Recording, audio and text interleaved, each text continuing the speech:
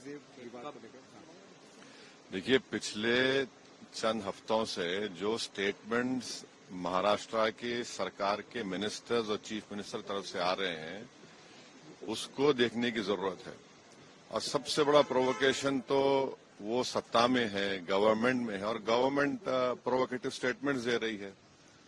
और बड़ा अफसोसनाक है, आप देख लीजिए पिछले 4-5 दिन पुराना स्टेटमेंट उठाकर देख लीजिए, तो ये वो खुद प्रोवोकेशन किए और उनको इस बात की अपनी जिम्मेदारी का एहसास भी नहीं है कि वो मंत्री हैं, मुख्यमंत्री हैं।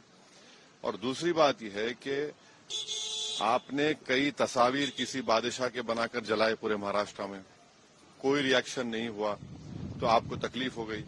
तो आपने क्या किया कि कुरान की जो आयतें हैं, जो वर्सेस हैं कुरान के, जो एक कपड़े पर लिखी जाती हैं, उसको आपने जलाया। और जब ये हरकत हो रही थी तो उसी वक्त जाकर मुकामी वहां के जो मुसलमान और हिंदू लोग थे जाकर कंप्लेन की डीसीपी को कि इसको रुकवाइए। देखिए, ये जो कपड़ा है जिसपे कुरान करीम के आयतें लिखी हैं, वर्सेस लिखी है, मत करिए। जलाया गया, एक्शन नहीं लिए। उसके बाद शाम में ये सब चीजें हुई। मैं उसका कंडेम करता हूं वायलेंस का, मगर इसको टोटल देखिए आप कि जो स्टेटमेंट्स एमिनेट हुए हैं, जो स्टेटमेंट दिए गए हैं मिनिस्टर्स की तरफ से, अभी भी दिए जा रहे हैं। भाई, आप रूल ऑफ लॉ को फॉलो करिए ना। आप तो भारत के संविधान पर आपने ओथ लिया है, तो आप कैसे प्रोवोकेटिव स्टेटमेंट्स क्यों दे रहे हैं आप? भाई, मुझे किसी चीज कोई चीज पसंद नहीं है, आपको कोई चीज पसंद नहीं है, तो कोई भी अपनी नापसंद का इजहार कानून को हाथ में ले करेगा क्या? ये देखने की जरूरत है। तो ये बहुत गलत हो रहा है। सरकार की जिम्मेदारी है, ये सरकार की गलती है, इंटेलिजेंस की फेलियर है। उस जगह जहां से महाराष्ट्र के मुख्यमंत्री आते हैं, और ये जो वायलेंस हुआ है हमारे केंद्रीय मंत्री के घर के करीब है पूरा, ये बड़ी गलत बात हो रही है।